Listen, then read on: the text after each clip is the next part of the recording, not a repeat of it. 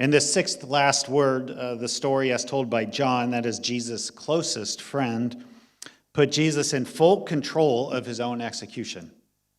He willingly gives himself up and chooses exactly when he will die.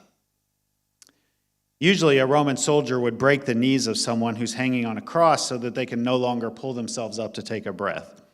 This speeds up the execution and, in some sense, is merciful. But John says that Jesus' bones were not broken. That's a reference back to Psalm 22, and that he chose when he died. In this way, there is a triumph.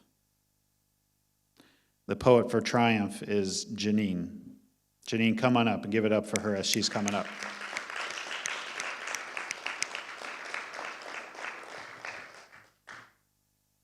And here's the sixth last word.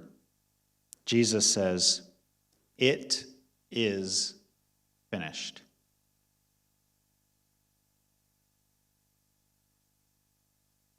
Losing a religion. Beyond the window, some kind of small black thing shot across the sky. Haruki Murakami.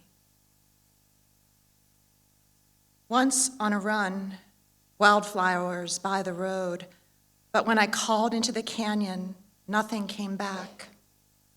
Once, I restored a ceiling, but water kept seeping, saltpeter, soot and dirt, too much efflorescence.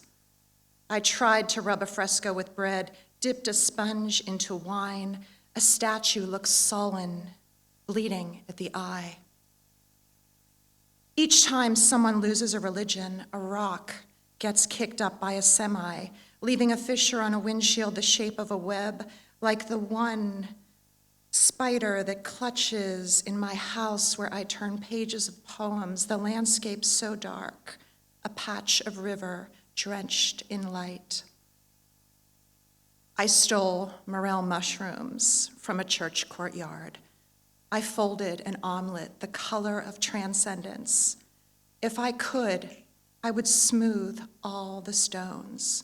I would gather the world's suffering and arrange it into lilies, even as ants scatter over their petals. I believe in new edges, the trees rustling like breath, the grace of soft rain, knowing the long blade of violence will keep coming back. But when I open my palm, it bursts 1,000 small birds.